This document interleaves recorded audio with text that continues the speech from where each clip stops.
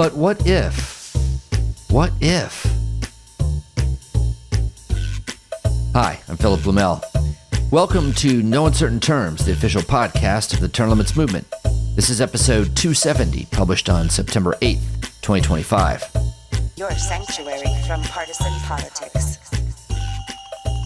As you know, 12 states so far have passed the resolution to call for an amendment proposing convention under Article 5 of the U.S. Constitution, limited to the subject of congressional term limits. 3 states passed the resolution so far in 2025, South Dakota, South Carolina, and Indiana, and 3 states passed it last year. The momentum is increasing. When 34 states have made such a call, the Constitution is clear. A convention must be held. And if that occurred, states would send delegates, hammer out an amendment, or not, and send it back to the states for ratification, just like any other constitutional amendment. Now, per the Constitution, the convention itself is only to propose amendments. It cannot create, alter, or abolish any law. Even as we move closer to that 34-state threshold, history suggests that no such convention will be held. When it looks like enough states are going to make the convention call, Congress will surely act. It always has. And why? Because the threat of a convention, amongst other pressures, have traditionally forced Congress to act. This is particularly true with the issue of term limits, which affects the lives and livelihoods of Congress members directly. Do Congress members want to write the term limits law or permit state legislators, itching to run for Congress, to write it? That question answers itself. Yeah, but what if? What if Congress doesn't act and a convention is called? Well, that would be exciting. It'd be unprecedented. It would surely engage the public's interest like nothing else. What a show. And I think we could reasonably expect a tougher term limits law than what we get from Congress. In fact, I'd bet on it. And that's why Congress will never let it happen. They would want to ensure the amendment would include grandfathering at least. Yeah, but what if? Some people ask this question out of concern about the convention process. Might the convention process be dangerous? Now, often this is suggested by politicians who don't want to publicly oppose term limits, so they pretend to be defenders of the Constitution, which surely sells better to their constituents. The alleged dangers of the convention process are also trumpeted by conspiracy-oriented groups who use such fears to raise money and, of course, curry favor with said politicians. But I've also heard this concern from real people as well, those with a genuine concern, but are just not very familiar with the Article 5 convention process. So, for them, let's take a deep dive this week and review the many safeguards, the belts and suspenders and the additional belts and suspenders that make the process safe. First and foremost, I want to repeat that, per the Constitution, the convention itself is only to propose amendments. It cannot create, alter, or abolish any law. It has no actual power. It is a deliberative process, and nothing but. It can offer an amendment to the states to consider, but it might not even do that. If the delegates from the states can't come to an agreement, the convention can decline to propose an amendment at all. In the case of a limited and simple issue like term limits, I think that's vanishingly unlikely. But hey, this is a discussion about what ifs. Now, in the case of the term limits resolution, all 12 states who have so far passed the convention application, that's the official term, have limited the scope of the convention subject to the issue of congressional term limits. As a result, delegates would be sent from the states with instructions in line with the circumscribed purpose of the convention. Yeah, but what if? What if?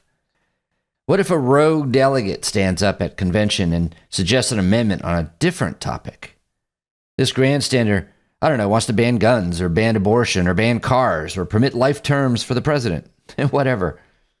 Well, just like in any other proceeding, the rogue would have to get a majority of delegates, all of whom were chosen and given instructions from their states in light of the stated convention goal, to approve the debate on the new issue. Now, that's unlikely, but, theoretically possible. But it would also be illegal in at least 14 states. That's right. So far, 14 states have enacted some version of a faithful delegate law that provides consequences for delegates who disregard their state's instructions at an Article 5 convention or any other convention of the states. These states are Alaska, Arizona, Arkansas, Florida, Georgia, Indiana, North Dakota, Oklahoma, South Dakota, Tennessee, Texas, Utah, Wisconsin, and Wyoming. Now keep in mind, even if the rogue delegate or delegates were persuasive and willing to face the legal consequences, they could only succeed in proposing an amendment that would still have to be ratified by 3/4 of the states to become part of the Constitution. That is 38 states, red, blue, and purple. They hold the sole power to amend the Constitution, not a handful of rogue delegates at a convention. I should mention that states see the potential success of the term limits convention movement, and more states are considering these faithful delegate laws just in case.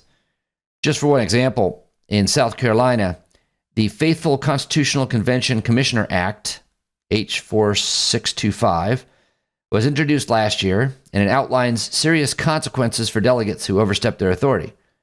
It makes exceeding a commission a felony, punishable by fines up to $1,000 and 1 year in prison. And the bill also criminalizes the act of obstructing or intimidating a commissioner. And other states considering faithful delegate laws right now include Arkansas, Virginia, Ohio, and New Hampshire. Now, I have to be honest, I do not believe these faithful delegate laws are necessary. Given the limited power of the convention and the required ratification by 38 states. Nonetheless, if they make concerned citizens more comfortable with this constitutional process, I certainly don't object to them. This is Belt and Suspenders upon the other 2 pairs of belts and suspenders. Let's continue our trek down the what-if road after taking this short detour. This is a public service announcement. Brian Hamilton is the entrepreneur who founded the fintech firm SageWorks, now called Abrigo. He's the founder of the Brian Hamilton Foundation and Inmates to Entrepreneurs. Hamilton had a noteworthy opinion piece in the Capitol Hill newspaper, The Hill, in August on our favorite subject. Let's hear it. Political vampires are draining the country. Term limits are the answer. By Brian Hamilton, opinion contributor. In American politics today, our collective energy is being drained at an alarming rate. The culprits. The vampires. Not the tasty ones like Count Chocula, rather, the blood-sucking ones like way too many members of our current Congress. A vampire, by my definition, is someone who takes more energy than he gives. In the workplace, where they are also a problem, I have learned to spot vampires quickly and remove them. In politics, they are just as easy to identify but far harder to root out, and their damage is far greater. Vampires in government come in various forms. Many are not believers in the vision of a better country. They are content to tinker at the edges and do whatever they must to keep their jobs. They will go whichever way the wind blows, as long as it carries them to another term in office. Others excel at shooting down big plans and bold ideas, telling us why things cannot or should not be done without offering meaningful solutions of their own. Some are slow-moving and low on energy and creativity.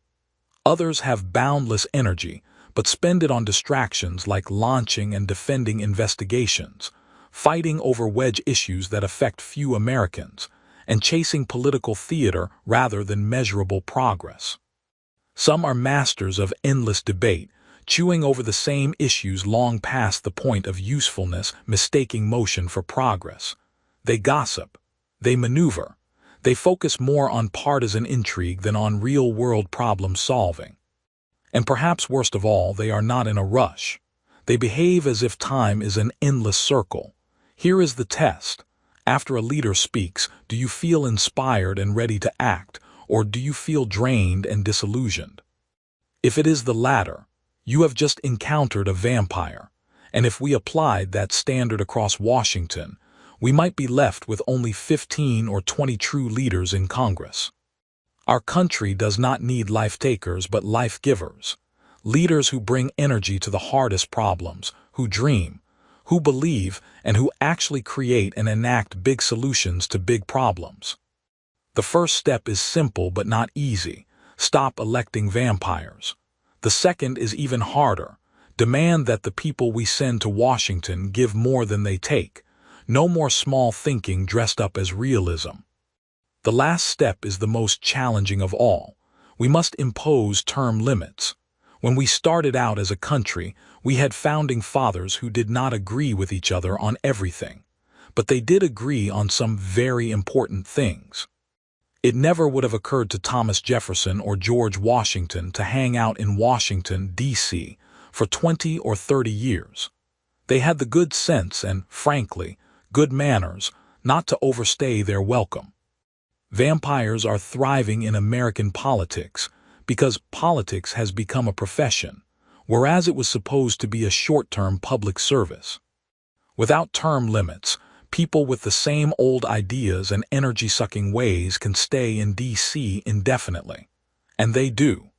Clearly, members of Congress are not motivated to vote themselves out of a job.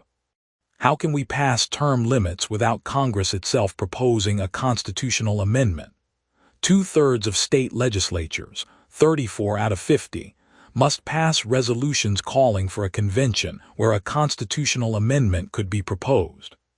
The challenges we face, the national debt, economic inequality, education, public health, national security, are too urgent for leadership that runs on autopilot or thrives on division. We need public servants who treat time like the scarce resource it is and act with urgency on behalf of the real needs of Americans. To win the future, America does not need perfect leaders. It needs energetic, committed, life-giving ones. It needs people who push us to think bigger and act faster, even when it is not politically convenient. The stakes are too high to let the vampires keep running the country. Urge your state legislature to pass a resolution calling for a convention on term limits. In the meantime, the next time you vote, ask yourself a simple question. Will this person give the nation more energy than they take from it? If not, guard your neck and do not vote for him or her. Brian Hamilton is the nationally recognized entrepreneur who founded SageWorks, now Abrigo, the country's first fintech company. He is also the founder of the Brian Hamilton Foundation, an Inmates to Entrepreneurs, where he serves as the leading voice on the power of ownership to transform lives. Okay, let's get back to our discussion. Let's compare the Article 5 convention process of proposing an amendment versus the other method permitted by Article 5, and that is when the U.S. Congress itself proposes amendments. The first thing to point out is that there is no way to limit the U.S. Congress to proposing amendments about any particular subject. As we've noted, with the convention, states can easily do so by limiting the subject of a convention by the application that they pass in order to create it. Well, Congress is an ongoing body. It can introduce proposals for amendments at any time, and they are far less restrained. So that's one thing that's safer about the convention process already. And, indeed, we constantly see Congress members introducing constitutional amendments, left and right. On average, in the modern era, there are about 51 amendments introduced every year, and we've had approximately 11,985 amendments introduced in the U.S. Congress throughout U.S. history. Keep in mind, this is analogous to our theoretical delegate at the convention raising their hand 11,985 times with crazy new ideas for amendments. You could call this a runaway Congress, a permanent runaway Congress, not a one-time convention limited to a specific subject. But has this proven dangerous? 11,985 amendments have been introduced in Congress, and we have only amended the U.S. Constitution 27 times in U.S. history. And remember, the first 10 amendments were the Bill of Rights, and they were ratified in 1791. Now, why? Because the founders made amending the Constitution very hard, for a good reason, to protect it from the passing whims, fads, and demagogues. That is the reality without the fear-mongering. But even so, Congress isn't actually an Article 5 convention of the states. So, next, let's take a look at real conventions of the states. But first, some U.S. term limits news. The billboards are up. In this episode, we're talking about the details of an Article 5 convention, but of course, all 27 of the constitutional amendments so far have been proposed by Congress, not a convention, before they were finally ratified by 3/4 of the states. So, the other half of the U.S. term limits strategy is to keep the U.S. term limits congressional term limits amendment introduced in both houses of Congress as legislation, and to encourage Congress members to co-sponsor it. Our chief tool for doing this is the U.S. term limits congressional pledge. Our staff and our volunteers contact all congressional candidates, including incumbents, to sign a pledge committing them to co-sponsor and vote for the U.S. term limits amendment. About 150 members of Congress have done so. It is our experience that most signers, believe it or not, live up to their commitment, but some don't. On the campaign trail, they like the positive PR they get by signing the pledge. They like the applause they receive when they brag about it. But once they get in office, they try to leave the voters behind. These are the scofflaws. As a service to voters, U.S. term limits puts up billboards prominently in the districts of these scofflaws. Sadly, 7 billboards went up for September in 7 different states. Here's the list. Representative Lori Trahan of Massachusetts. Representative Derek Van Orden of Wisconsin. Representative Abraham Hamada of Arizona.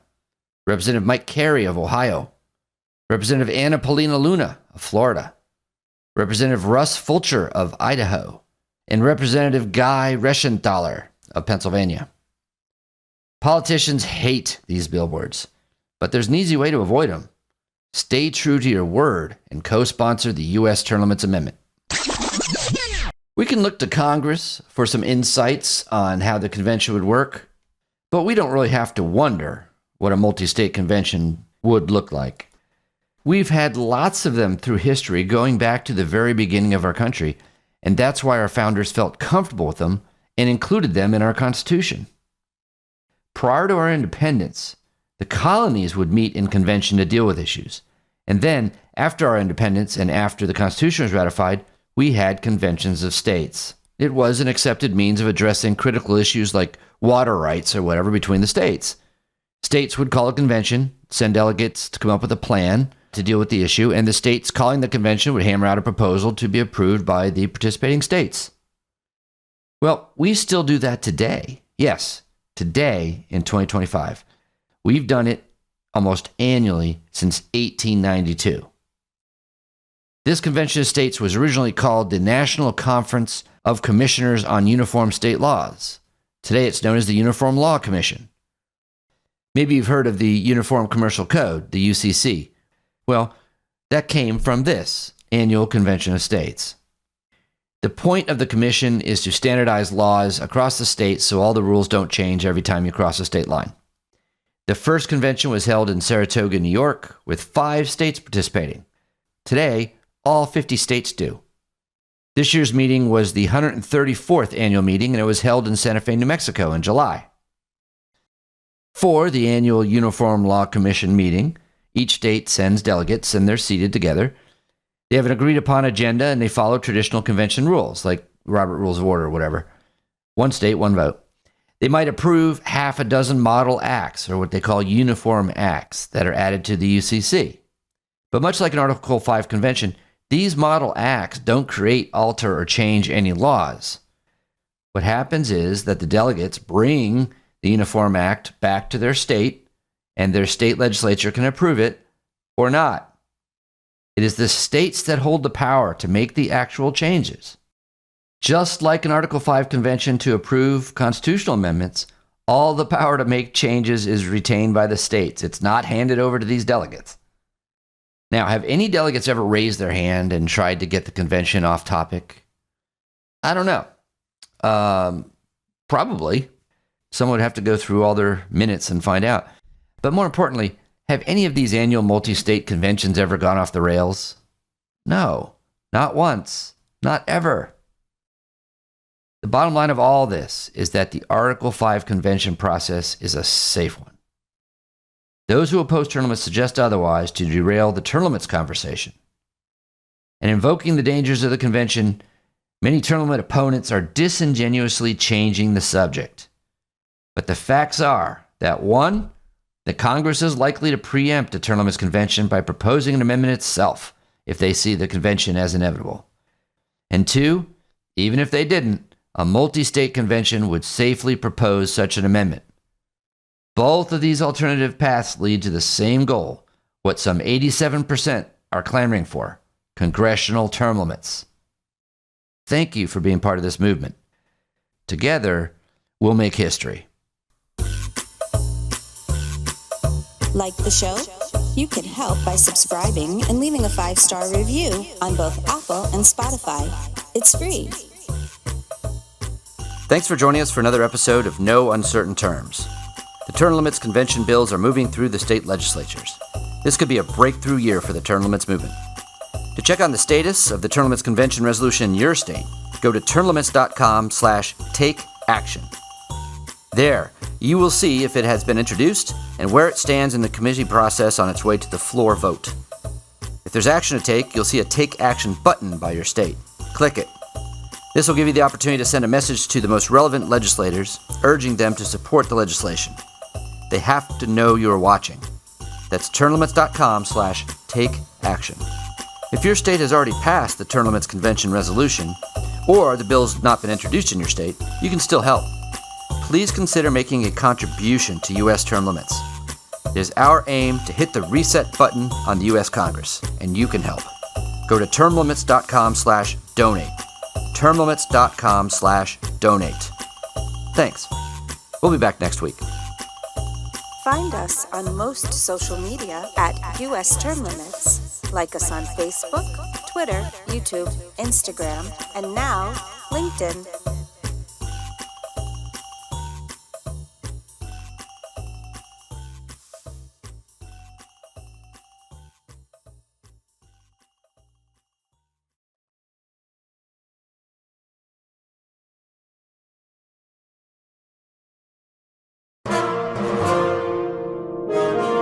USTL.